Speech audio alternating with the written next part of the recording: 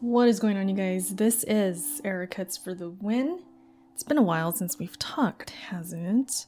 I've been Elden Ring, as you guys know, and I've taken a couple weeks just to kind of think about things when it comes to this topic we're about to get into.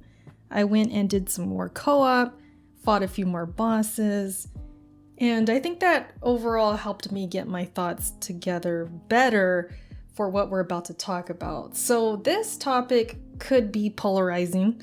I've seen it be polarizing on Twitter. Luca first brought this to my attention through a tweet. She said in the tweet, Elden Ring doesn't have any bosses that are memorable in a positive way, in my opinion. The only fight I really enjoyed was with Malekith, but all the other ones don't hold a candle to bosses from Bloodborne or Dark Souls 3, in my opinion. The price of having such a big game, I suppose. We actually ended up having a spoiler cast about Elden Ring. There was a few of us in there. We've done this before with Demon Souls, and now we got together for Elden Ring to talk about everything spoiler, which included, of course, the bosses and the experiences that we had fighting these bosses, and why, and what were some of the factors that made us conclude that it wasn't really up to par with what we've experienced before in previous From Software games. And one of those main factors that we talked about was Elden Ring itself influencing us to use the tools that we are provided with. So, for example, co-op, the mimic, magic, overpowered weapons, and bleed effects, and things like that, which we knew going in. I mean, I covered it on this channel where I talked about all the tools and the help that newcomers especially can use going into Elden Ring so that it's more manageable. That way it's not so difficult, and the more you work at the game and learn what works and what doesn't, it becomes easier in a sense. So let's talk about it. Do you think bosses were designed around the idea that you'll have a summon with you because they wanted you to use that mechanic? I think yes. I think they yes. had it around the idea of Yes. magic in general. I don't necessarily know about necessarily just spirits, but I think they definitely tempt you to at some point in the game experiment with your build and try out magic. But yeah, I personally think some of the bosses were designed around this concept that you would have your summon with you. So I was like, I'm not going to bother learning these bosses. I'm just going to kill them. You're definitely more inclined to use magic and summons in this game. Like, I know for me personally, like if you guys saw me play the other games, I was always melee build, sword and shield, and I wanted to learn the patterns of the bosses, right? But in this game, and it probably just goes hand in hand with it being open world and these bosses kind of being not so hot sometimes, but and repeating, I was just like, whatever, I'm gonna use my mimic. I'm not even gonna bother like really trying to learn this. And that bothered me a little bit. Definitely encourage you to be cheesy in this game. Yeah, like I was cheesing, I was co-oping, like you guys were talking about the giant or whatever. Yeah. I co-opted him. Well, yeah, F it. Well, yeah, I agree with Erica. I did not feel compelled to learn any of these bosses. I was like, I don't fucking care, man. Let's just run through it. And it's like, I think an aspect of that and the element is that, listen, bitches, I use the fucking mimic. All right, y'all can suck my dick if you got an issue with it. I don't care. Me and my mimic were busting shit up. That was my homeboy. That is my baby. I'm like, that's my bro. Even after the nerf, he's still okay. And we knew this going in, so there's no surprise. But I think for us talking about this game and for those who have played From Software games of the past, we didn't really think about how it would affect the boss experience. And when I say boss fight experience, I'm talking about the lead up to bosses, the tension, the adrenaline that I feel when beating bosses, the overall experience of the music, the fight itself, the movesets that the bosses have, the hype that I feel when I fight them, and all of that. So that's what I'm talking about when it comes to the bosses in general. That's the number one thing, the meat and potatoes that I've loved about From Software games is the bosses. Clearly from my channel, you could see that. I'm all about boss fights. I'm all about that adrenaline. If my hands aren't shaking by the end of it, something feels off. And I did feel that after Margit and Godric, that feeling kind of went away. And I wasn't really conscious of it at first. I couldn't really put my finger on it, but something deep down inside of me felt off. So I thought about it more and more, and then when I saw Luca tweet about it, and we discussed it as a group, I discussed it on Twitter with others and found that other people started agreeing with that feeling of something being off. And they finally kind of put my finger on it. They put it into words, and I was like, oh yeah, I think I agree with that. I think that's what it is. I think it is that some of these fights aren't so memorable, even though the designs are freaking cool, especially bosses like Renala, bosses like Melania, of course, difficult boss, looks amazing. There's a few others where they just looked really awesome. And when it came to the cutscenes between phases and stuff like that, beautiful stuff. From Software still gets down in that department.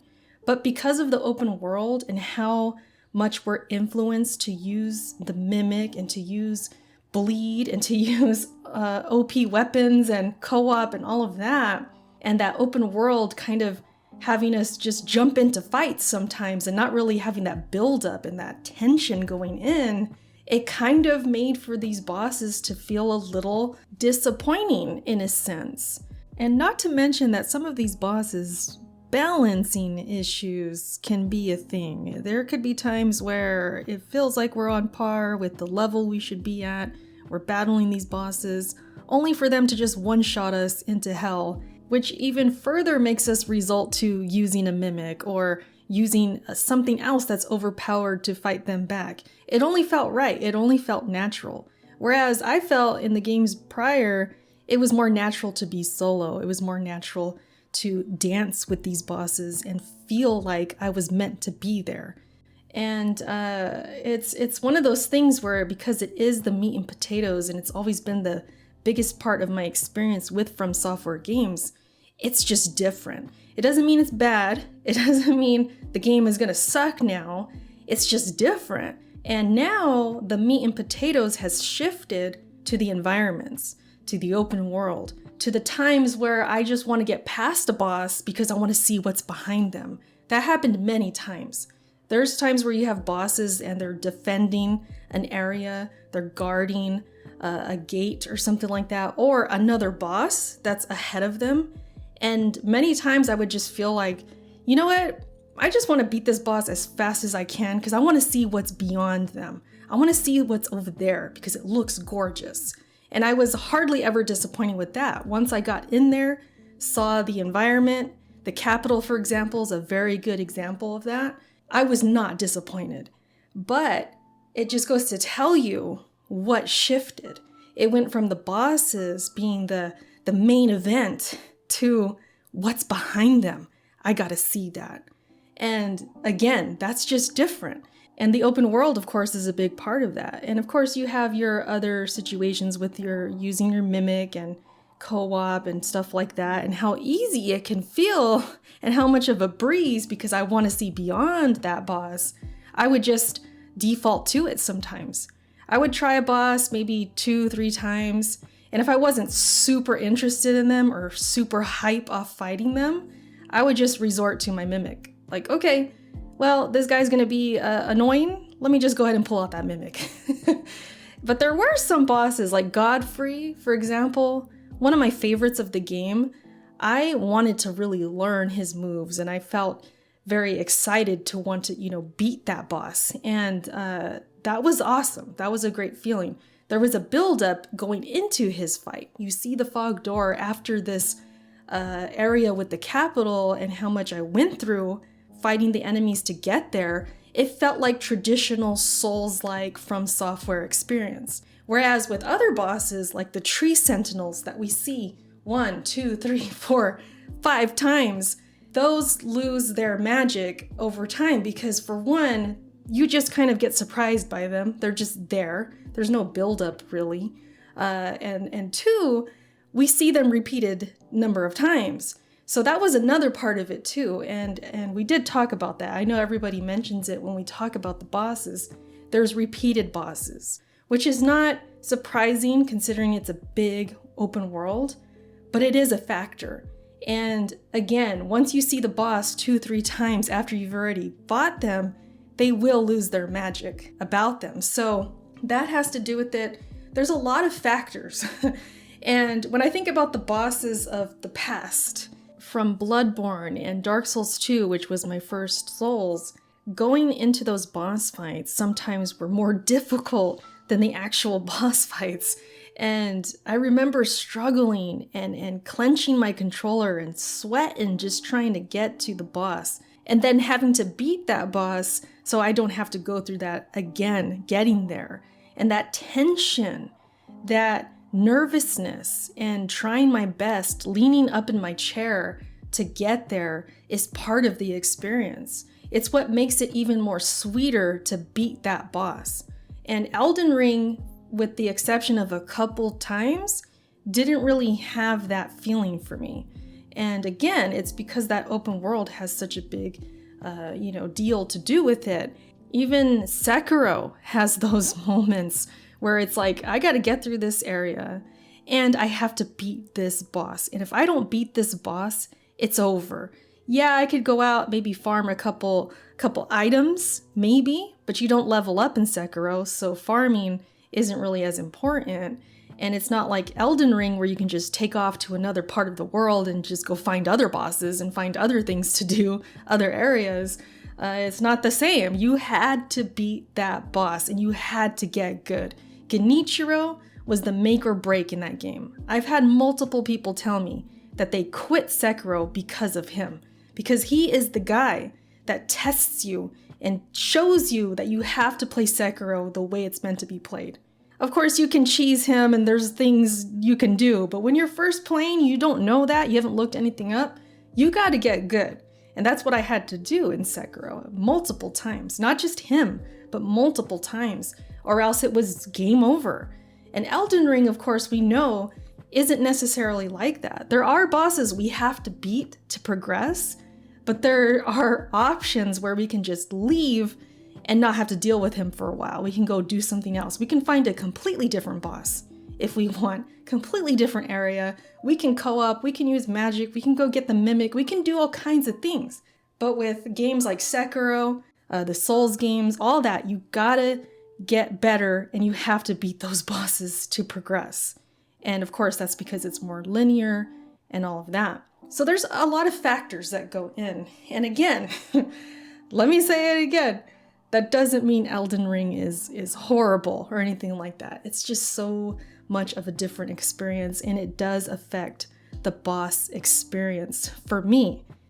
So I wanted to talk about that, get it out there. I know it may be polarizing. I'm curious what you guys think. All right, comment below, let me know. It's okay to disagree and all of that.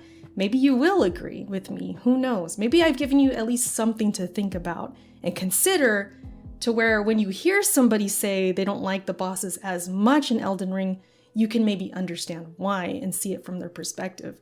Because I feel like I'm speaking for a lot of people on this. Maybe I'm hitting the nail on the head for some who've been scratching their head thinking, what is it? Something going on. Can't put my finger on it, because that was definitely me for like the first part of the game, maybe the first 50 hours or so. And then once I started thinking about it more and understanding, oh yeah, this is something, then it really started to hit me. So that's just my thoughts on all of this. Elden Ring, game of the year. It's got it in the bag as far as I'm concerned. But there are things that, do make the experience different, and it's interesting to think about. So let me know what you guys think about this video. I hope you enjoyed it. I appreciate all the support, and I will catch you in my next video, all right? Until then, take care, and I'll talk to you later. Bye.